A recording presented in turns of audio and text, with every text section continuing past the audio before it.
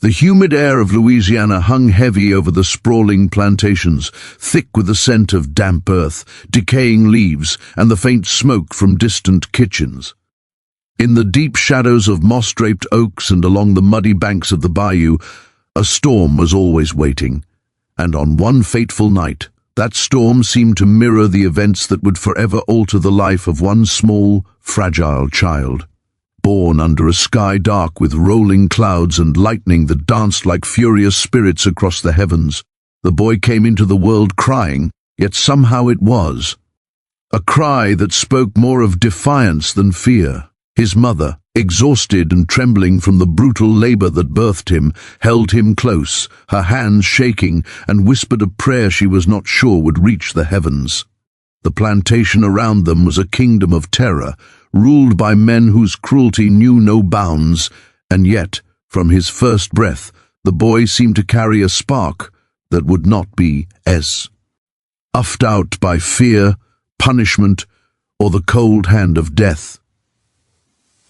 Even as a toddler, he was unlike the other children on the plantation. While they flinched at the cracking whip, cowered at the bark of the overseer, and trembled beneath the harsh voices of the masters, he seemed to regard the violence with a strange curiosity, as if it were a puzzle he needed to solve, rather than a threat to his existence. He would toddle through the cane fields, barefoot and bleeding from thorns, his small body moving with a surprising grace, and yet when the overseer raised a hand against him, a strike meant to carve pain into flesh, the boy would flinch, not with fear but almost as if testing the limits of the world, measuring how much cruelty it could bear. The other children whispered, the older slaves stared in awe, and even the field hands began to murmur among themselves. There was something different about this child, something that could not be explained with reason or faith, something that made the very air feel tense when he was near. The plantation masters noticed it soon enough. At first, they dismissed it as coincidence, a fluke of a stubborn child.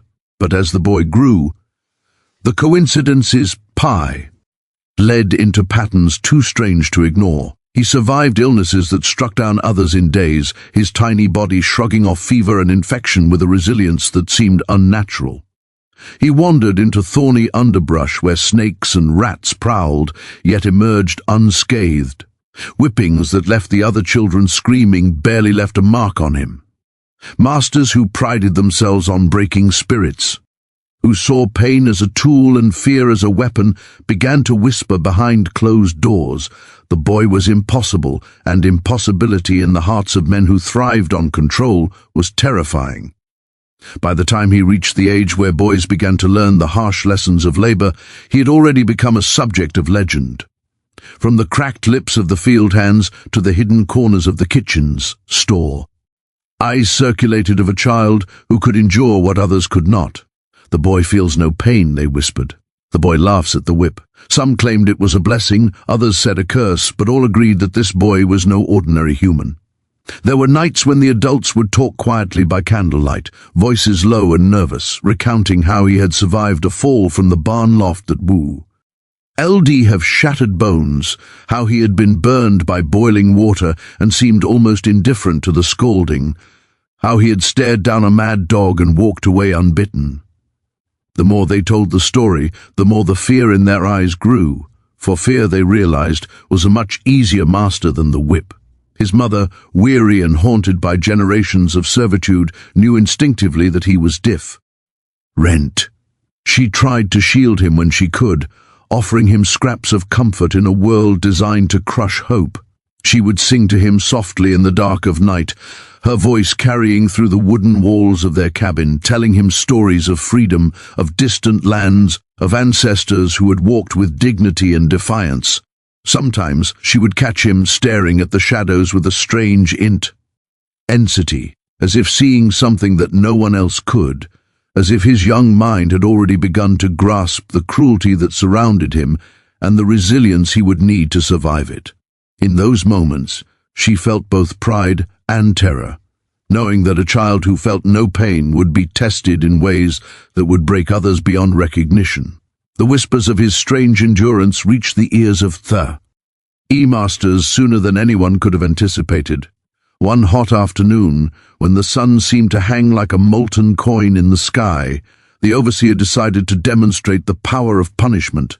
He seized the boy, small and wiry but strong for his age, and dragged him to the center of the fields where everyone could see. The whip cracked across the air, slicing down toward the boy's back, yet with eerie lash. The child's face remained calm. He did not cry, did not scream, did not flinch beyond the slight turn of his shoulders. The other slaves held their breath, the tension in the air so thick it was almost a physical thing. Even the overseer's hand trembled at the realization that this boy, this child, was not broken by the tool that had broken so many before him. He was a living paradox, a creature of flesh and bone who refused to acknowledge the cruelty meant to bend him. It was not merely physical resilience that made him extraordinary. There was an intelligence in his eyes, a sharpness that seemed to pierce through the veneer of power that the masters wielded so casually. He watched, memorized, learned. Every punishment, every lash, every sneer became a lesson. He began to anticipate movements, to step aside at the last second, to avoid the full force of the whip without seeming to resist. And yet, he did not run. He did not beg. He remained always a calm presence amid chaos, a force that could not be broken because he refused to recognize the authority that sought to command him. The older slaves began to notice, and they began to whisper another truth: this boy would not only survive, he would endure, and in enduring, he would become something more than human. Rumors began to spread beyond the confines of the plantation, carried by traders, wanderers, and servants traveling between estates. Tales of the boy who felt no pain grew more elaborate with each telling. Some claimed that he had been thrown into the river and emerged unharmed, that he had been struck with iron rods and laughed at the pain, that even the venom of a snake had no effect on him. Fear, wonder, and superstition intertwined, painting a picture of a child who was untouchable, a force of nature trapped in human form. Masters in neighboring plantations whispered warnings to each other, some in disbelief, others in dread. The child who should have been helpless, who should have been Brock, by a world designed to strip away the weak, had instead become a symbol of unyielding resistance. Despite the fear he inspired, the boy retained a strange innocence. He played along the edges of the fields with other children, climbed trees with reckless abandon, and hid in the tall grasses with a giggle that carried on the wind. Yet there was always a tension, an awareness in his gaze, as if he understood the danger that lurked in every shadow. He learned the rhythms of the plantation, the timing of the overseer's patrols, the moods of the masters, the hidden corners where punishment could be avoided. Each day was a test, each hour a lesson in survival, and with every test his legend grew, not just among those who suffered under the lash, but among those who wielded it, who began to sense that their power over him was fragile, almost meaningless. The nights were the most dangerous. Louisiana nights brought a chorus of croaking frogs, buzzing insects, and distant howls, but they also brought opportunities. The boy would wander silently through the cabins and the fields, observing, listening, absorbing everything. He learned secrets that adults believed they had hidden. He memorized paths that no one expected him to navigate, and he began to understand the unspoken truth of the plantation. Fear was a weapon, but it was a weapon that only worked on those who allowed it to touch them. And he, this extraordinary boy, allowed nothing to touch him. Not pain, not fear, not the cruelty of men who believed themselves gods over flesh and bone. By the time he reached the edge of adolescence, the whispers had transformed into outright stories, and those stories became warnings. Masters spoke in hushed tones of the child who defied pain, of the boy who could not be broken. Slaves spoke in reverent tones, weaving tales of endurance and survival that bordered on myth, and the boy himself began to recognize the power that his existence carried. He could move through the world in a way that others could not, a living challenge to the cruelty that surrounded him. He could endure what others could not even imagine, And in that endurance he found a strange sense of freedom, a freedom that existed even under the lash, even in the shadow of chains, even within the walls of a plantation designed to crush hope. It was in these years that the foundation of his legend was truly cemented. Every act of cruelty inflicted upon him, every test of pain or fear became a story, a memory, a thread in a tapestry that stretched beyond the borders of the plantation. People began to see him not merely as a child, not merely as a slave, but as a force of nature, a living embodiment of resilience. The very notion that a human being could exist beyond the reach of pain, that a child company old emerge from a life of cruelty unbroken, was terrifying to those who depended on fear to control. And for the boy himself it was a revelation. He was more than survival. He was proof that the human spirit could endure, that flesh and bone could withstand what the world tried to impose, and that even in the darkest corners of Louisiana, under the most oppressive skies, something unbreakable could exist. As the boy grew into a young man, the world around him seemed increasingly determined to test the limits of his endurance. Louisiana's plantations were unforgiving, places where cruelty was cultivated as carefully as the cotton fields themselves, where every lash of the whip, every shout, every cruel command was meant to remind the enslaved that their bodies and wills belonged to someone else. And yet, with every day that passed, he defied the expectations of those who sought to break him. Whispers of his strange invincibility had already begun to spread among the other slaves, murmurs that would grow into legends, tales of a man who felt no pain. They watched him work in the fields, carrying bales of cotton under the blistering sun, his sweat-slicked skin unmarked by exhaustion. Our injury, his movements precise and unfaltering. Even the overseers, the men who wielded the whip as if it were an extension of their own power, began to notice, and fear quietly took root in their hearts. It began with the small incidents, the things that could have been dismissed as coincidence or luck. A lash that caught him across the shoulder and left the other boys wailing barely made him lynch. A swing of the iron chain meant to drive obedience through pain glanced off his forearm as if the wood itself recoiled in respect. At first the overseers blamed their own inexperience, whispered that the boy must be unusually strong or stubborn. But as the months passed and the punishments escalated, the truth became undeniable. There was something different about him, something the overseers could not control, could not dominate, could not break. The other slaves began to notice the subtle signs, the calmness in his eyes, the way he would stand still under the lash, and then, almost imperceptibly, move in a way that made the strike ineffective.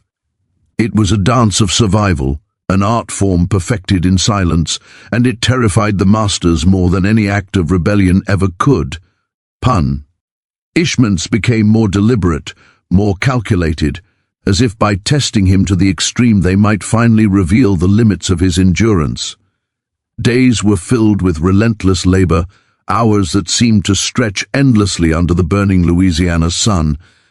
And when the work ended, when the fields were empty except for the dry rustle of cane and the cawing of distant crows, the overseers would take our turn. They tried everything. They struck him with heavier whips lined with metal and iron, the kind that had drawn screams from grown men and left scars that told stories of suffering for a lifetime.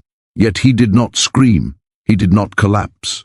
He did not even flinch in the way they expected. Instead, he stood there, eyes steady, body poised, and somehow, impossibly untouched in spirit. The slaves began to look at him with a mixture of awe and fear. Some called him blessed, believing that some force greater than man had chosen him for protection. Others whispered that he was cursed, a being meant to endure suffering far beyond mortal bounds, a walking nightmare for those who dared to command him. Children who had once been terrified of the lash began to watch him with rapt attention, as though studying a master at work.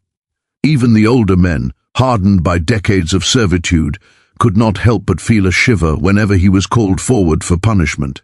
There was an almost supernatural quality to him, a presence that seemed to bend reality around him. The lash fell, and yet it did not wound.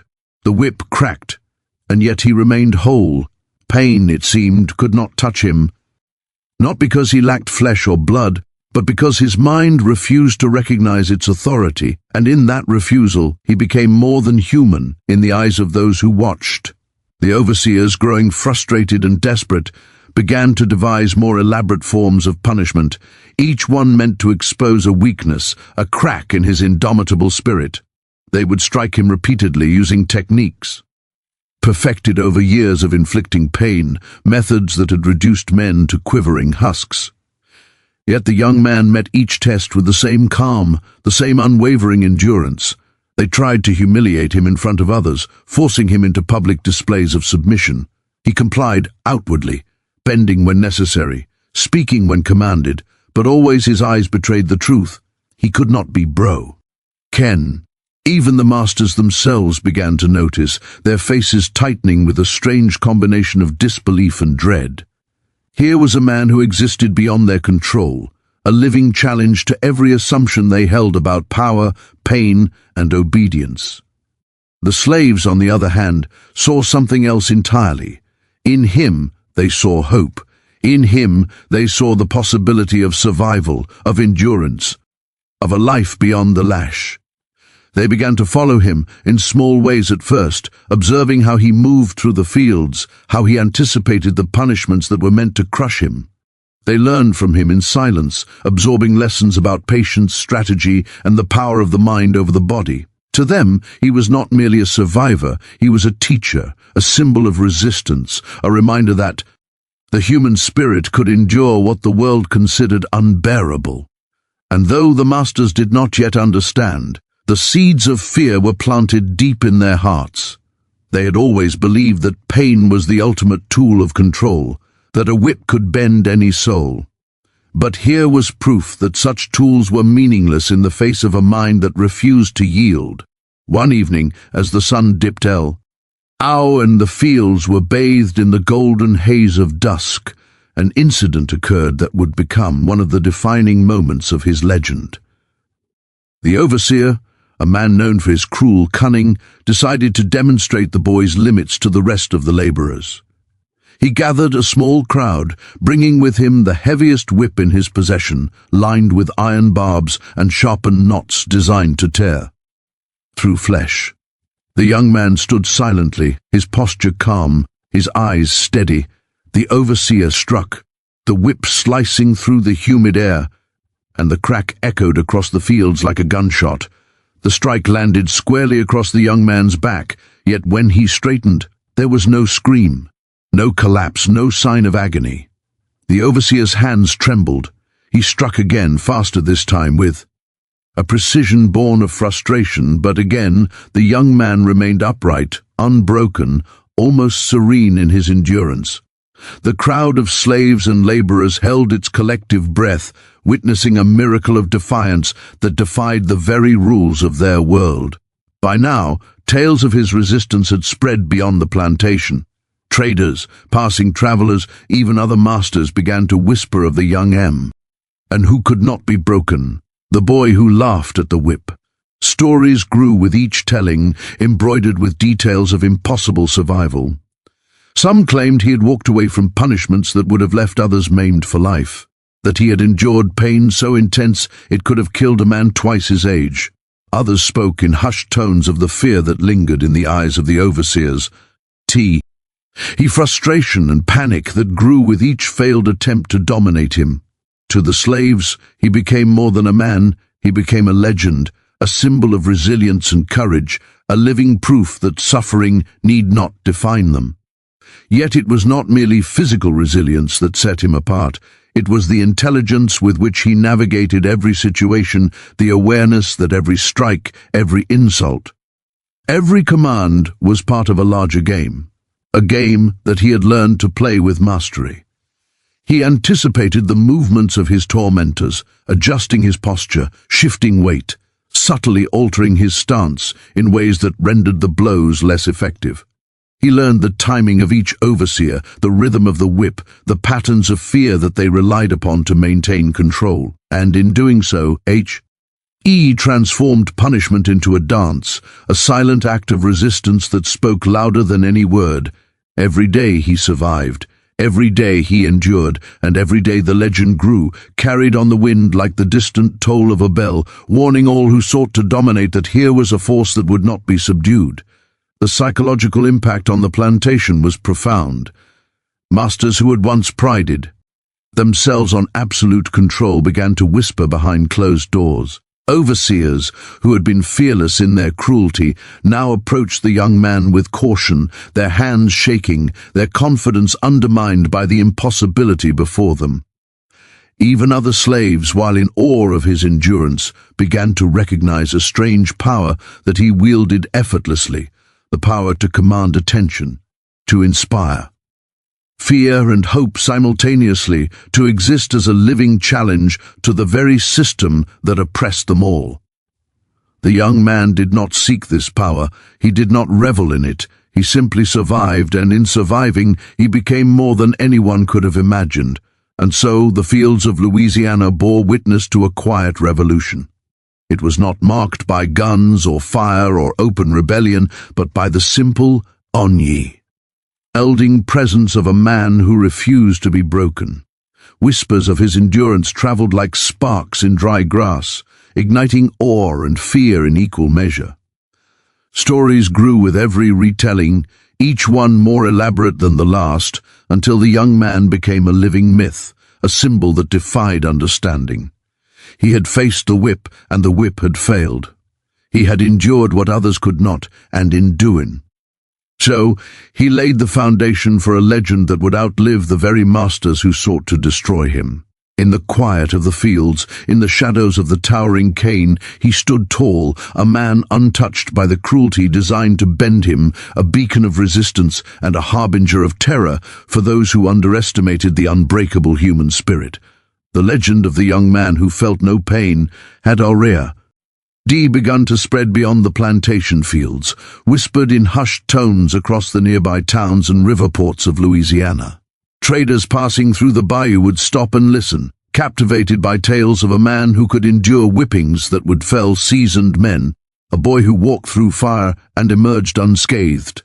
To some, he was a miracle, a being touched by divine protection. To others, he was a curse, a living challenge to the fragile control that the masters believed they possessed over life and death. But there were those whose curiosity and cruelty knew no bounds, men who decided that a man who could survive the whip could only be defeated with something more final, more absolute.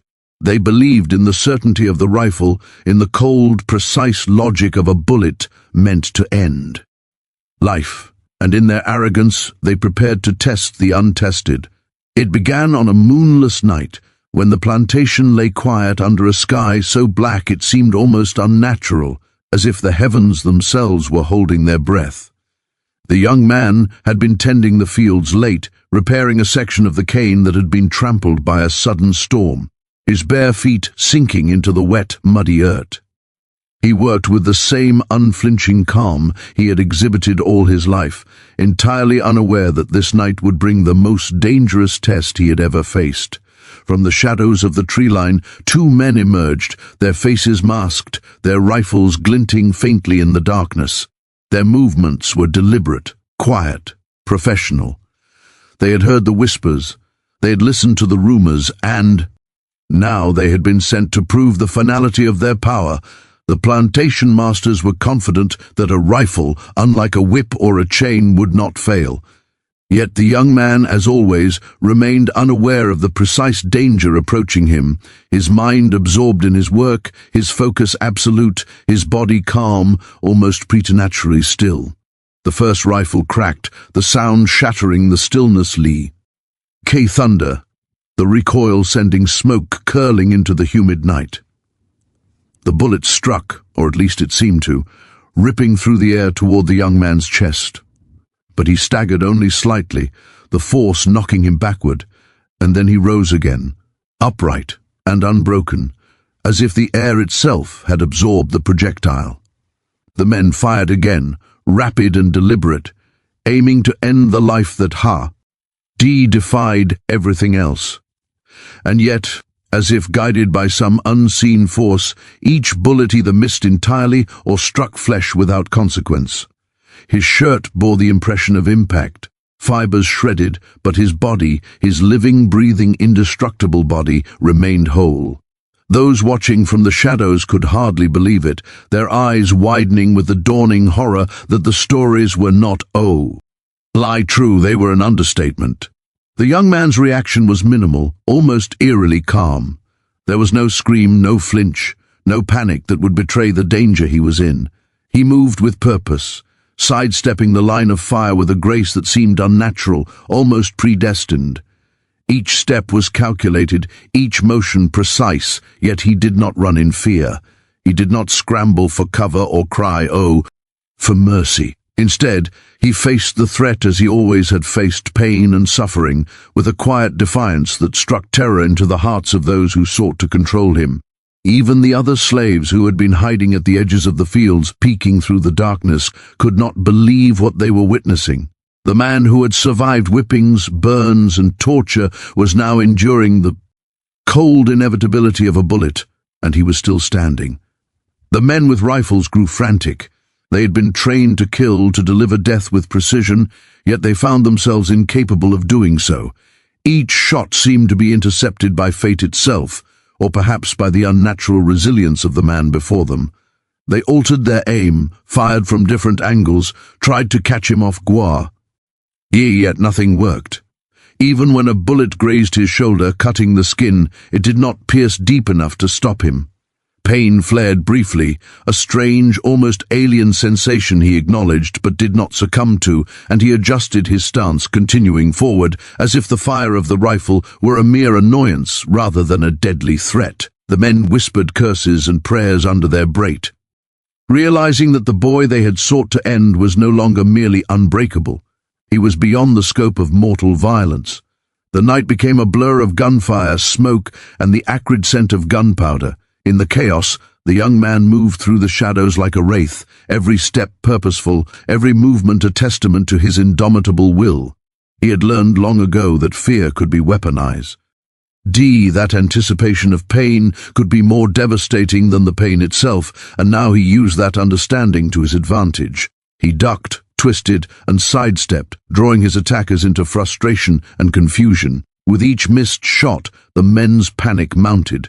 The bullet, the ultimate tool of control, had failed them, and for the first time they realized that they were no longer hunters.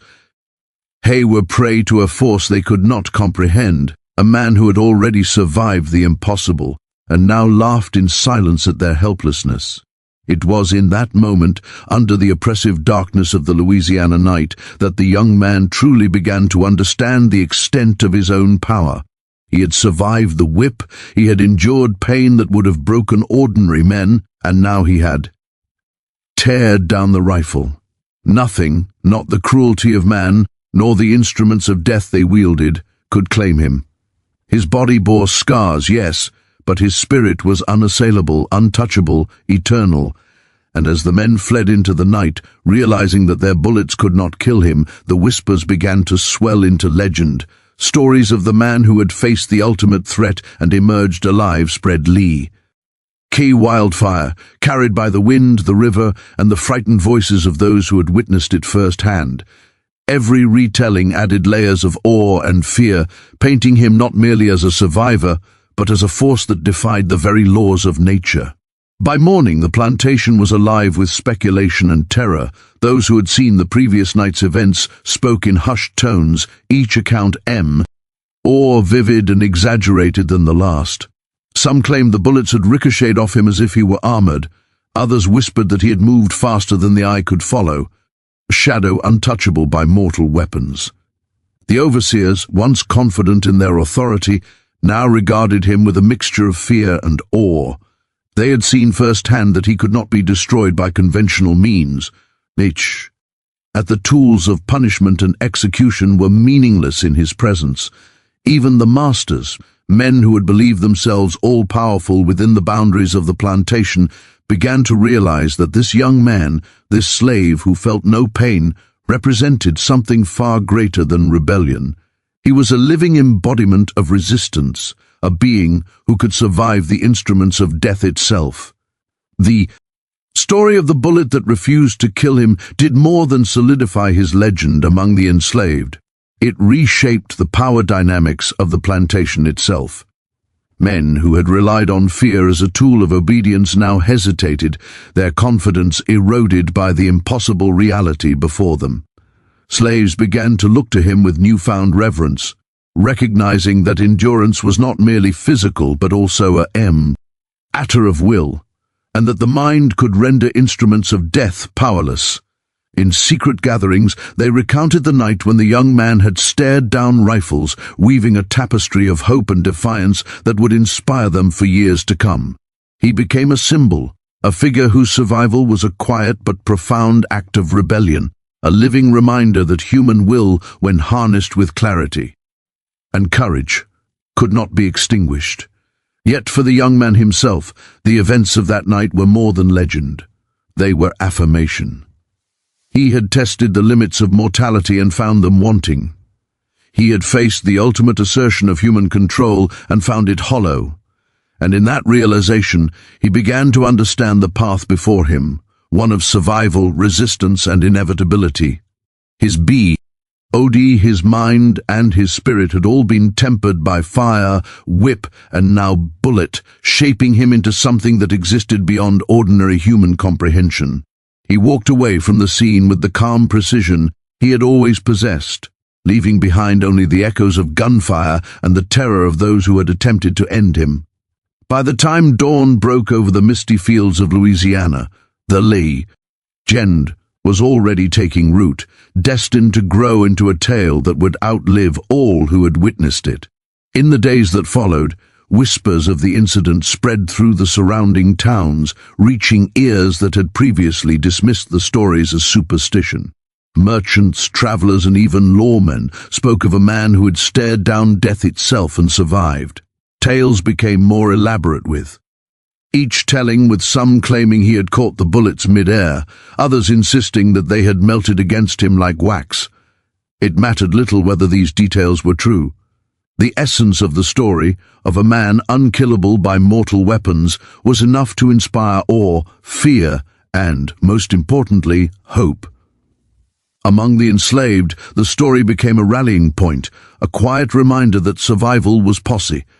That the body could be tested, but the spirit remained unbroken, and that in the face of ultimate danger, courage and resilience could transcend the limitations of the flesh. And so, the young man continued his life on the plantation, carrying with him the knowledge that he had survived the most absolute threat the world could offer. He moved through the fields and the cabins with the same measured steps, the same unwavering gaze, yet now with the weight of legend pressing lightly upon him. He had faced the whip, endured fire, and survived the bullet. He was no longer merely a man, he was a symbol, a force of nature, a living testament to the unyielding resilience of the human spirit, and the world around him, masters, overseers, and fellow slaves alike, could not ignore it.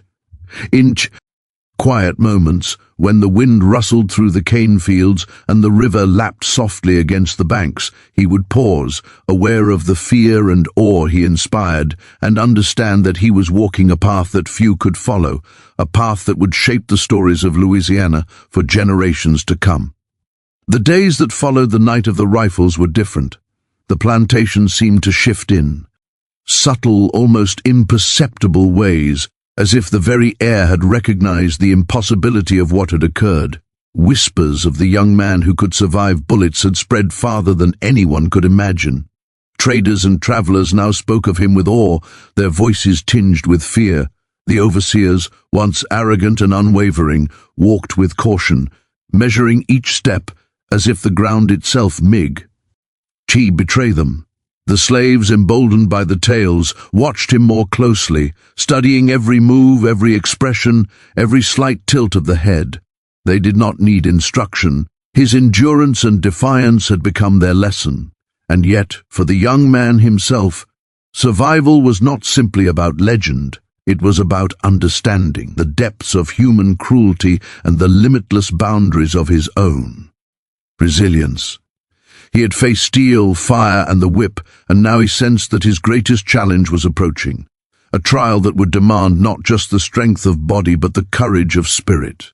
It began with the smell, a faint acrid scent in the air, carried on the warm Louisiana breeze, tinged with the unmistakable odor of smoke. At first it seemed distant, a whisper in the wind, easily dismissed.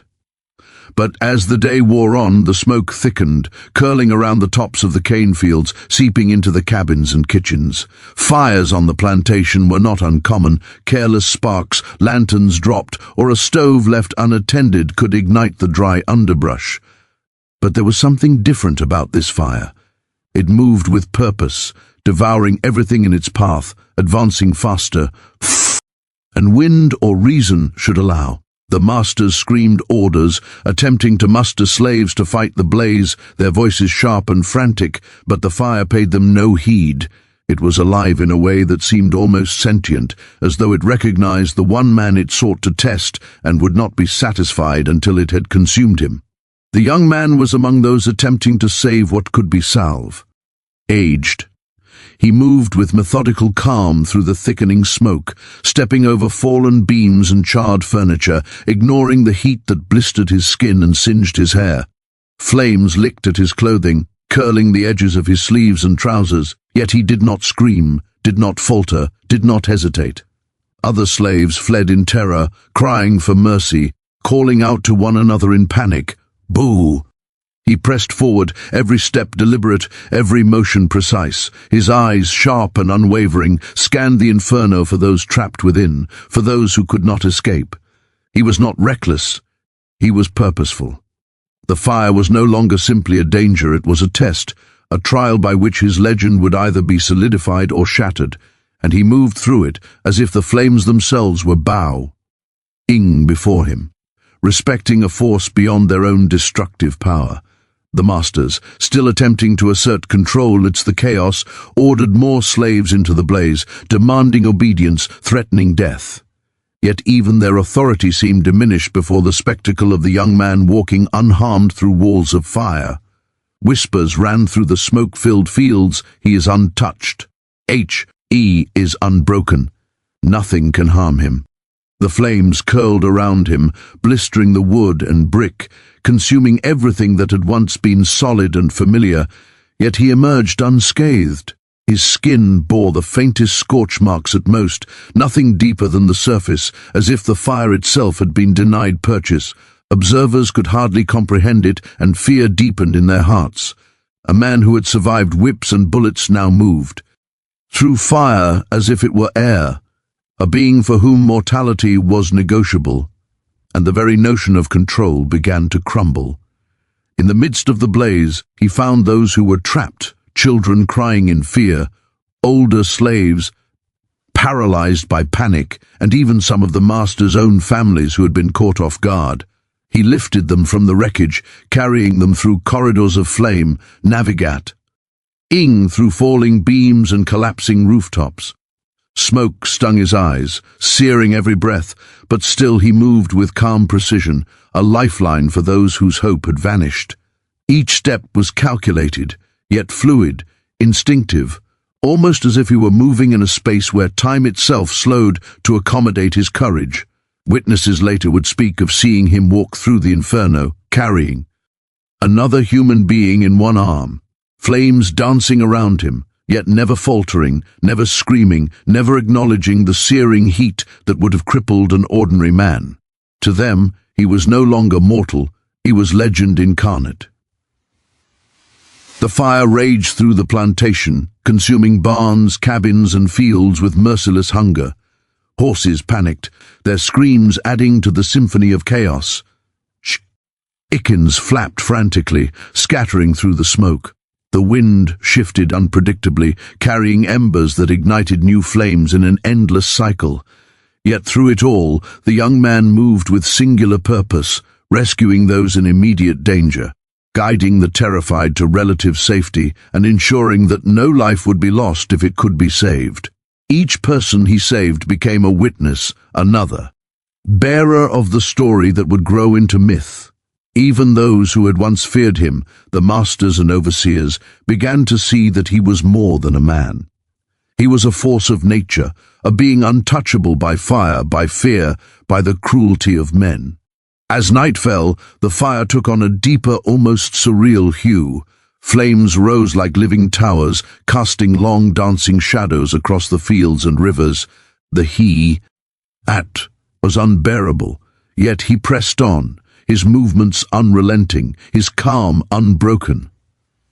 Occasionally he would glance back toward the burning structures, his eyes reflecting the firelight, a quiet acknowledgement that the plantation, the symbol of oppression and cruelty, was being consumed. But even in that destruction there was method, a precision to his actions. He did not allow panic or chaos to dictate his movements. He was the eye of the storm, the calm center amidst chaos, and those who survived would remember that for the rest of their lives. The fire could burn the plantation to ash, but it could not touch him. It could rage, consume, and destroy, yet he moved as if protected by some invisible force, a being whose resilience had become tangible, almost sacred. Some accounts would late. Our claimed that he seemed to understand the fire in ways no one else could. He would pause briefly, feeling the currents of heat and wind, gauging the direction of flames, predicting the collapse of beams and walls, and adjusting his path accordingly. Every movement was deliberate, every decision precise. It was as if the fire itself had become a language he could read, a puzzle he could solve, a challenge he could master. Those who observed from the edges of the blaze whispered that he was guided by something beyond mortal comprehension, a force that allowed him to survive where others would die. The fire, which had destroyed so many homes and lives before, could not claim him, and in that impossibility his legend grew, solidifying into a story that would outlive everyone who had witnessed it. By dawn, the fire had burned itself out, leaving behind smoldering ruins, ash-covered fields, and the lingering scent of smoke and charred wood. The young man emerged from the devastation, his clothing scorched at the edges, hair singed and skin bearing only faint traces of heat, yet otherwise untouched. He moved through the remnants of the plantation with quiet dignity, checking on those he had saved, ensuring their safety and offering a word or gesture of comfort. Those who had been trapped, who had witnessed the inferno and his survival, could hardly believe it. Their savior had walked through fire and returned unharmed. He had faced destruction itself and emerged not just alive, but unbroken, untouchable, immortal in their eyes. And as the sun rose over the ruined plantation casting light over the blackened fields, a new chapter of legend was written. The young man who had survived whippings, rifles, and now fire was no longer merely a survivor. He was something far greater, a symbol, a force, a living testament to the endurance of the human spirit and the impossibility of controlling it. In the days following the fire, the plantation itself became a stage for rumor and awe. Slaves spoke of his actions in reverent tones, exaggerating the tale with each telling until the story seemed almost supernatural. Merchants traveling down the rivers carried the whispers from town to town. Masters from neighboring plantations came to see him, some in disbelief, others in fear, yet all left with a lingering sense of awe. He had survived the whip, bullets, and now fire. Nothing could touch him. Nothing could break him. And in the minds of all who saw or heard of his endurance, he became known by a name that would echo through the bayous and towns for years to come, the Terror of Louisiana. Even the young man himself felt the weight of what had occurred, but not as pride or arrogance. He understood that survival was more than avoiding harm, it was about presence, awareness, and willpower.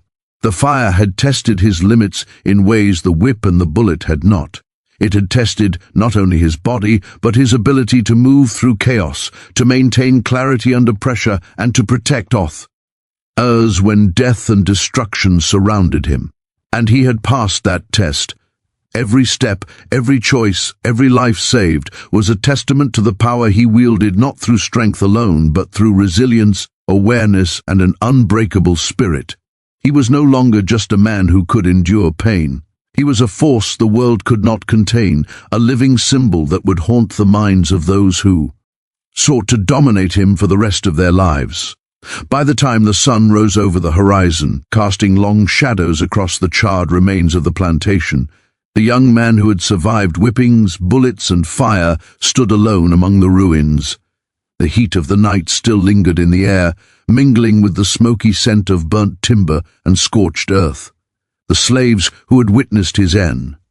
Durance whispered among themselves, barely daring to speak his name, and yet it travelled like wildfire, from mouth to mouth, the Terror of Louisiana. Even in their awe there was fear, fear of the impossible, fear of the man who seemed to exist beyond pain, beyond death, beyond the natural order of things, and yet he did not revel in their fear, nor did he demand reverence. He simply walked forward, calm and deliberate, carrying the weight of survival, understanding that each step he took was now more than a journey. It was a statement. He existed as proof that cruelty could be resisted, that pain could be endured, that the human spirit could rise above even the most unimaginable torment.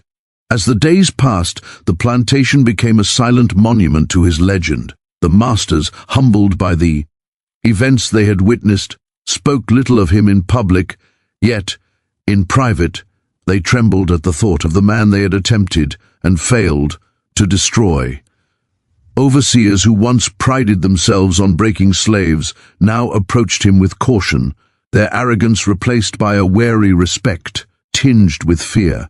Even the slaves, emboldened by his actions, began to act with a quiet confidence they had never possessed. His endurance had inspired them not just to survive, but to hope that the lash could be withstood, that bullets could be ignored, that fire could be walked through, and that the chains of oppression could never truly bind the human spirit.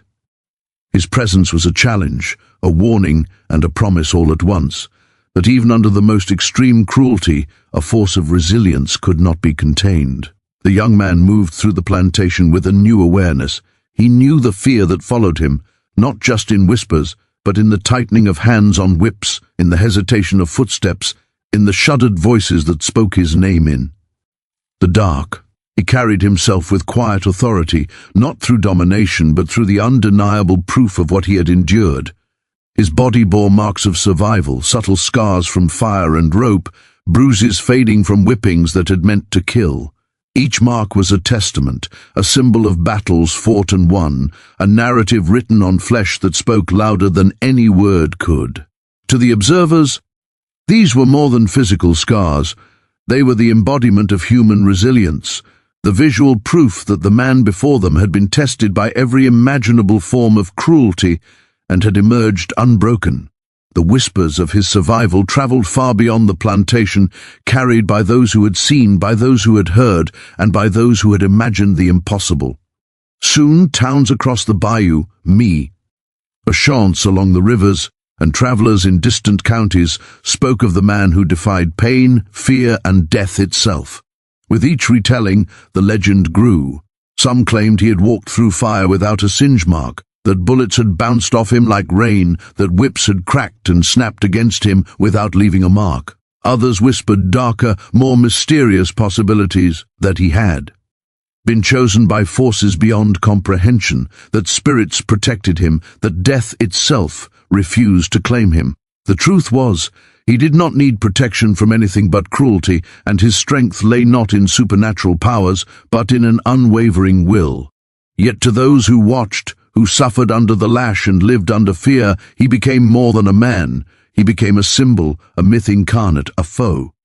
Ce that the imagination could scarcely contain. Children would hear the story at night and shiver with awe. Adults would recount it in secret, marveling at the resilience and daring of one human against the cruelty of many. And as the legend grew, so too did the understanding of what he represented. Survival in the face of relentless oppression, endurance beyond expectation, and the indomitable power of the human spirit. Even as he wandered the plantation, tending to those in need and moving through the shadows of the ruins, he began to feel the pull of freedom. The world beyond the cane fields and the scorched cabins called to him, a whisper of possibility beyond the control of men who sought to command life and death. The thought of escape was no longer simply survival, it was destiny.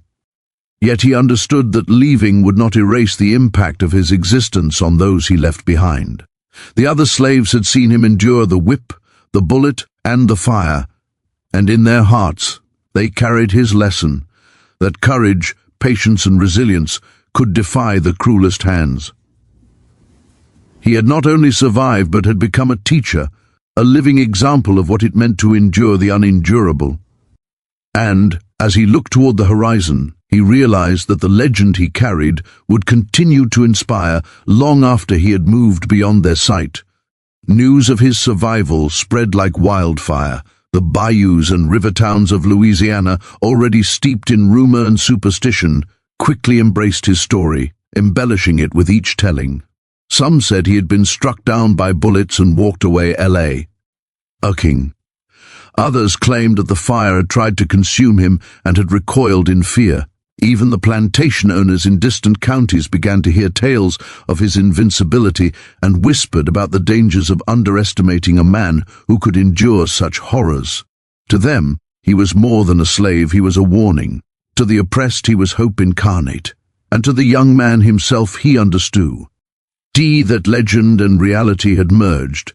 He had become a living story, a force whose impact could not be measured in pounds of cotton or hours of labor, but in courage, in endurance, and in the hearts of those who had witnessed his impossible survival. As years passed, he moved quietly, carefully, through the swampy lands and hidden trails of Louisiana. He avoided the attention of those who might still seek to control or destroy him, yet his legend continued to grow. Some claimed to catch glimpses of him walking through the mist, a tall figure moving effortlessly through cane fields and bayous, calm in the face of dangers that would have claimed any ordinary man. The stories told of him grew more fantastical with each retelling, yet the essence remained true. He was unbreakable, untouchable, enduring. Even those who had never seen him in person could feel the weight of his presence in the stories that reached them, and in that way he became larger than life, an idea as much as a man, a symbol that fear and cruelty could be resisted, that endurance could triumph over oppression, and that the human spirit could exist beyond the limits imposed by others. Despite the awe and fear he inspired, the young man himself carried no arrogance. He understood the fragility of life, the reality of the cruelty that surrounded him, and the weight of the lives he touched through his actions. Every step he took was deliberate, every decision calculated, every interaction measured with awareness. He had survived whippings meant to break him, bullets meant to kill him, fire meant to destroy him, and in surviving, he had learned the full scope of human endurance. He knew that power was not measured in violence, but in the ability to resist, to endure, and to inspire. The legend of the man who could not be broken was not merely about his survivor. It was about the lesson he carried, that courage, will, and resilience could surpass even the darkest cruelty. Even generations later, the whispers of his legend would remain. The plantation where he had endured so much was eventually reclaimed by the swamp, the ruins swallowed by time and nature.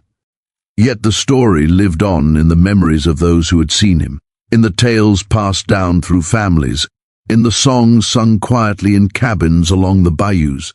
He became a symbol of resilience, of hope, of defiance, of the impossible realized.